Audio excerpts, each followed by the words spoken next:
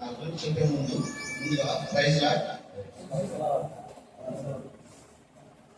నా జన్మకి కారణం అయినటువంటి తల్లికి, తండ్రికి, అదేవిధంగా మనకి బయట సమాజంలో ఎలా బతకాలని తెలిపే బోధకులకి అంటే ఉపాధ్యాయులకి, అదేవిధంగా మంచిని సువార్తని పరిచయం చేసే మీ పాస్టర్లు అందరికీ, అదేవిధంగా ఈ యొక్క కార్యాన్ని కారణం అయినటువంటి ప్రభువుకి, దేవునికి నా ధన్యవాదాలు. నేను ఈ యొక్క ప్రతి ఒక్క కార్యానికి దేవుడి యొక్క చిత్తం అనేది ఉండేది, అవునా కాదా? నేను వాస్తవానికి హిందువుని అంటే దేవుడిని పూజిస్తూ ఉండేవాడిని. ఎవరికైనా తల్లి అనేది ఇష్టం. కాకపోతే మా అమ్మ అనేది ఆరోగ్యం బాగాలేక చాలా ఇబ్బంది పడిన సందర్భంలో నేను ఏం చేయలేదు తెలియక ఎన్నో హాస్పిటల్ తిరిగి నిరాశ చెందే ఉన్నాను. అయితే నేను ఊరు బయటకు వచ్చి కూర్చున్నప్పుడు చర్చిలు, ఊరు బయట చర్చిలు ఉన్నాయి. ఈ చర్చిల నుంచి కొన్ని మంచి మాటలు నాకు వినపడతా ఉన్నాయి. ఏమని? 10 మందికి సహాయం చేయమని, మనం ఇలా ఉండాలని చెప్పేసి చెబుతూ ఉండేవారు. మా అమ్మ ఆరోగ్యం బాగాలేక నేను హాస్పిటల్కి వెళ్ళి దేవుడి దగ్గరికి వెళ్ళి నేను పూజిస్తూ ఉండేవాడిని. నా అమ్మ బాగుండాలి, 10 మంది బాగుండాలని ప్రార్థిస్తూ ఉండేవాడిని. కానీ ఆ యొక్క పూజల్లో మంత్రాలు చదువుతూ ఉండేవాళ్ళే కానీ మంచి మాటలు మంచి చేయమని చెప్పేసి చెప్పేవారు కాదు. నేను నాకు మనసు బాగలేనప్పుడు ప్రభు మందిరానికి వచ్చి కూర్చొని ప్రేయర్ చేసుకుని వెళ్ళిపోతూ ఉండేవాడిని. ఇందులో నాకు మంచి మాటలు చదువుతూ ఉండేవాళ్ళు. ఒక ఇందాక మాస్టర్ గారు మనం ఎవరని చెప్పేసి అప్పుడు మాట్లాడినారు. ఎవరు మనం? దేవుని కుమారుడు, అవునా కాదా? సో అంటే నేను బయట మందిరాలకు వెళ్ళినప్పుడు కొన్ని వాక్యాలు నేను నేర్చుకున్నాను. మాస్టర్ గారు కూడా అదే చెప్పారు. మన తండ్రి ఎవరు? జీవం ఉన్న వ్యక్తి, మరణాన్ని జయించిన వ్యక్తి, అవునా కదా? ఇప్పుడు మన తండ్రి దగ్గరికి వెళ్ళి నాన్న నాకు పలానా సమస్య ఉందని చెప్పేసి మనం చెప్పుకున్నప్పుడు ప్రాణం ఉన్నకి మన పాటలు మనకి రిప్లై ఇస్తాడు, రిప్లై ఇస్తాడు. అదే ప్రాణం లేని వ్యక్తి దగ్గరికి వెళ్ళి మనం అడుగుతా ఉంటే రిప్లై ఇవ్వడు. సో అంటే మా అమ్మకి ఇష్టం అని చెప్పేసి నేను గుడికి వెళ్తాను, దండం పెట్టుకుంటాను. కానీ నేను ఎదుగుతుంది సమాజంలో మంచి చెడులు వివేచన మనకి దేవుడు ఇస్తాడు కదా. సో ఇది తెలుసుకుంటా ఉన్నాను అనమాట. సో అలాగే నేను ఇలాగా ప్రార్థన మందిరానికి వెళ్ళి నేను ప్రార్థన చేసుకునేటప్పుడు నాకు అర్థమైంది, దేవుడు నా మాట విన్నాడు. దేవుడు మా అమ్మకి ఒక వ్యక్తి ద్వారా మా అమ్మకి సహాయం చేశాడు. అంటే ఇప్పుడు యేసు ప్రభు అంటే ఎవరు? ఇమానియల్ అంటే దేవుడు మన తోడే ఉన్నాడు, గాడ్ విత్ us. సో మనకు మీరందరూ మీరు మీ కొరకు, అదేవిధంగా బయట ఉన్న ప్రజల కొరకు ఎన్నో రాత్రింకపాలంగా ఎన్నో ప్రార్థన చేస్తూ ఉన్నారు, అవునా కదా? సో మీరు ఇలా ప్రార్థన చేసినప్పుడు దేవుడు డైరెక్ట్ గా మన దగ్గరికి వస్తాడా? రాడు. ఎలా వస్తాడు? ఇమానియల్ రూపంలో, ఒక వ్యక్తి రూపంలో మన దగ్గరికి వస్తాడు, అవునా కదా? ఇందాక పాస్టర్ గారు అన్నారు, ఒక వేరే చోటికి వెళ్ళినప్పుడు అతను సరిగ్గా 4 పిల్లలు సరిగ్గా బాగలేదు, 1కి 4 సార్లు హెచ్చరించారు. అతనికి చివరికి వినపోయేసరికల్లా దేవుడు పైకి తీసుకెళ్ళాడని చెప్పేసి చిన్న ఒక కథ, అంటే ఒక 10 నిమిషాలు సబ్జెక్ట్ మాత్రం మీకు చెప్పేస్తాను. ఒక పాస్టర్ గారు ఉన్నారు, చిన్నప్పటి నుంచి దేవుడిని నమ్ముకున్నాడు.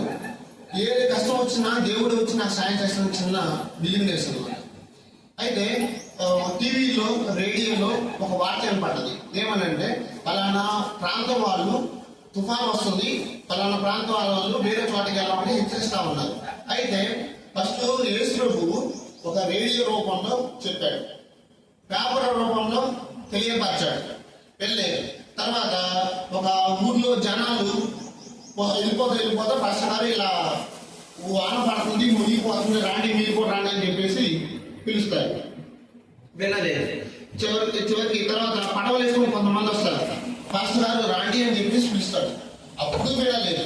తర్వాత ఊరు మొత్తం మునిగిపోతా ఉంది. పాస్టర్ గారు మందిరం పైన చెప్పాడు. అప్పటికి పైనుంచి హెలికాప్టర్ వేసుకుని ఒక సైనికుడు వచ్చి పాస్టర్ గారు ఇలా మునిగిపోతుంది, కాసేపు చనిపోతారు, మీరు రానంటే లేదు నన్ను ప్రభువు వచ్చి కాపాడతానని చెప్పేసి 1-10 సార్లు ప్రభువే వస్తాడని చెప్పేసి వచ్చిన అవకాశాన్ని, ప్రతి ఒక్క అవకాశాన్ని నెగ్లెక్ట్ చేసుకుంటూ వచ్చాయి. చివరికి చనిపోయిన తర్వాత ప్రభు దగ్గరికి వెళ్ళినప్పుడు అడుగుతాడు, ప్రభు నేను చిన్నప్పటి నుంచి నేను నిన్నే ప్రార్థిస్తున్నాను, నిన్నే ఆరాధిస్తున్నాను, మరి నేను ఆపదలో ఉన్నాను తెలిసి నా దగ్గరికి ఎందుకు రాలేదు అని చెప్పేసి అడిగాడు. నానా, నీ దగ్గరికి వ్యాపారం వచ్చింది నేనే, చెప్పింది నేనే, రేడియోలో చెప్పింది నేనే, జనాల ద్వారా వచ్చి చెప్పింది నేనే, పడవ వేసుకొని వచ్చింది నేనే, హెలికాప్టర్ వేసుకొని వచ్చిందా చెప్పింది కూడా నేను. చివరికి నువ్వు వెళ్ళినప్పుడు నేనేం చేశాను కదా అని చెప్పేసి. అంటే మీకు ఇప్పుడు చాలా మంది మీరు ఎంతమంది ప్రార్థన చేస్తా ఉన్నారు జనాల కోసం, కానీ మీరే ఆరోగ్యం పాటు చేసుకుంటున్నారు. అంటే మనం మానసికంగా, శారీరకంగా, ఆర్థికంగా, సామాజికంగా, దైవికంగా అన్ని విధాలుగా మనం ఉంటేనే ఆరోగ్యంగా ఉన్నట్టు. ఆరోగ్యం అంటే తినడానికి అంత యాక్టివ్గా ఉంటేనే ఆరోగ్యం కాదు, అవునా కదా? సో ఇతరుల కొరకు ఖర్చు చేసేవాళ్ళు ఖర్చు అయిన వాళ్ళు అంట. ఇందాక పాస్టర్ గారు అన్నారు ఒక మాట, యేసు నామము. అంటే మీరు ఇతరుల కొరకు మీరు ఎక్కువగా ప్రార్థిస్తుంటే వేరే వాళ్ళు మీ కొరకు ప్రార్థిస్తారు. ఎప్పుడైతే డబ్బు వెనకాల మనం పెరగకూడదు, మన వెనకాలే డబ్బు పెరగాలి. ఎలాగంటే నువ్వు ఆ మంచి మన దగ్గరికి ఎవరైతే ఒక ఆత్మ వస్తుందో అన్ని విధాలుగా చెప్పమని చెప్పారు. అన్ని విధాలుగా ఒకే విధంగా కాకుండా రాజు, మంచి సైనికులు, భటులు అన్ని అయి ఉండాలి. ఇందాక 5 మినిట్స్ అన్నారు కదా, అన్ని విధాలుగా మీరు చేసినప్పుడు మాత్రమే.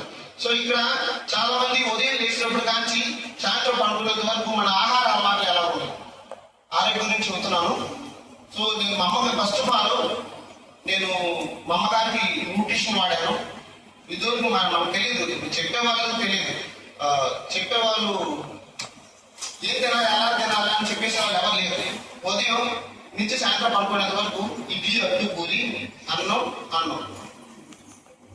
ఇవి తీసుకోవడం వల్ల మనకి శక్తి మాత్రం వస్తుంది. కానీ మన ఒంట్లో ఉన్న అవయవాలు అన్ని పని చేయాలి అంటే వాటికి కావాల్సిన పోషకాలు ఇచ్చినప్పుడు మాత్రమే అవి పని చేస్తాయి, అవునా కదా? మన ఇంట్లో పని మనిషి ఉంది, ఆ పని మనిషితో పని మాత్రం చేయించుకుంటున్నాము, కానీ టైంకి అన్నం పెడుతున్నాం, కానీ జీతం ఇవ్వట్లా. జీతం ఇవ్వనప్పుడు మన దగ్గర పనిచేసేదా? చేయదు. ఒకవేళ చేసినా కానీ మన తప్ప ఇంకో దిక్కు లేనప్పుడు చేసింది కానీ నెగ్లెక్ట్ చేసింది, చేస్తాలే చూస్తాలే అన్నట్టు. అలాగే మనం ఏం చేస్తామంటే పిండి పదార్థాలు ఇచ్చి పని చేయించుకుంటున్నాం, కానీ మన శరీరం ఆరోగ్యవంతంగా ఉండాలి, మన ఒంట్లో ఉన్న అవయవాలు ఆరోగ్యవంతంగా ఉండాలి అంటే మన శరీరానికి కావాల్సిన proteins, vitamins, minerals, micro nutrients, macro nutrients, trace minerals, phyto nutrients, fibre, calcium, iron, zinc, chromium, potassium ఇలాంటివి తీసుకోవాలనేది మనకు తెలియదు. ఎందుకు ఇప్పుడు మీరు ఉండాలన్నారు 10 నిమిషాల్లో లేదంటే బీపీ షుగర్లు అని చెప్పేసి అన్నారు. బీపీ షుగర్లు ఎందుకు వస్తున్నాయి?